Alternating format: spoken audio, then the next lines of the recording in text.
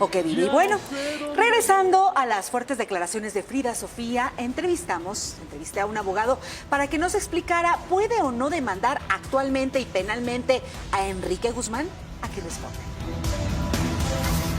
La acusación que Frida Sofía lanzó contra su propio abuelo sobre presunto abuso desde que ella tenía 5 años es un escándalo que cimbró al medio artístico. Pero ¿puede Frida llevar esto a instancias legales? Un abogado especialista en defensa contra delitos sexuales responde.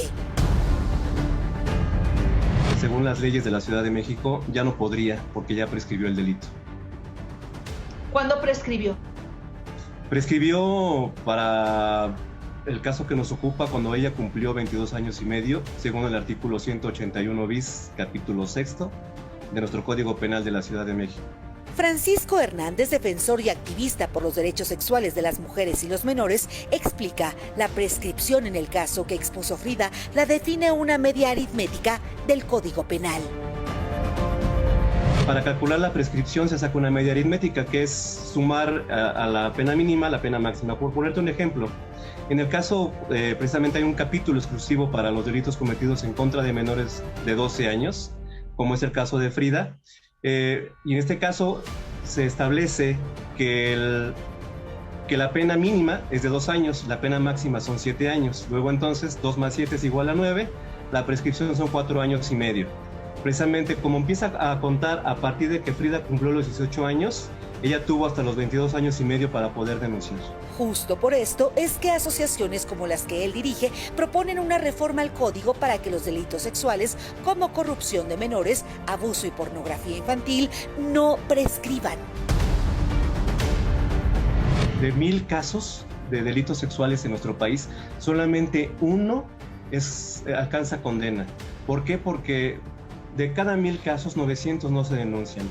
De los 100 que sí se denuncian, solamente 10 se investigan. Y de esos 10 que se investigan, solamente uno se genera lo que se conoce en derecho penal como causa penal. Los padres se sienten culpables, por eso es frecuente que lo primero que se les diga es: tú imaginaste, estás loca, esas cosas se hablan en corto, no sé si les suena, no tienes por qué andar hablando con los demás. No sabes lo que estás diciendo, estás buscando atención, esto sobre todo cuando son adolescentes. Señala que Frida debe ser un referente para que una acusación no se quede en escándalo y no se revictimice a la afectada.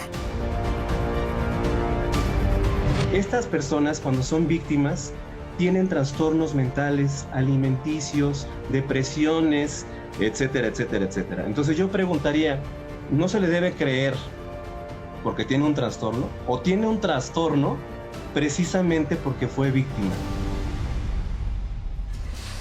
Ay, Justo por eso son los Qué expertos fuerte. quienes tienen que determinar esto. Qué fuerte lo último que dice, ¿eh? claro, no se le A puede ver, creer. Pero desde el punto de vista penal, ya no se puede hacer nada, ¿o sí? Como él mismo lo dice, esto prescribe según la media aritmética de la pena máxima de cierto delito. En la Ciudad de México, el código no se ha reformado y se espera que se reforme, pero aún si se reformara, el presunto delito que sucedió en aquellos años de los 90 y tantos no es retroactivo, es decir, que tendrían que juzgarlo de acuerdo a lo que en ese momento o presuntamente en ese momento ocurrió. ¿Qué es lo importante que él dice? De 1000 casos, solamente uno llega a nivel penal. ¿Por qué? Porque de esos el 90% no se denuncian, solamente el 10% se denuncia y de ese 10% solamente un 1% llega a ese punto. Y él tiene estos datos por las fundaciones que tiene y que apoya. Este abogado, él dirige 2 asociaciones de apoyo a menores que han sufrido delito sexual en el país y de hecho acaban de lograr que en la ciudad de Puebla ya no haya prescripción, están en esa lucha. Es importante por el miedo que tienen las víctimas, ¿no? De denunciar, de hablar y de que les crean sobre todo. Así es. Ahora, fíjense, de primera mano les preparamos la comparación de 2 versiones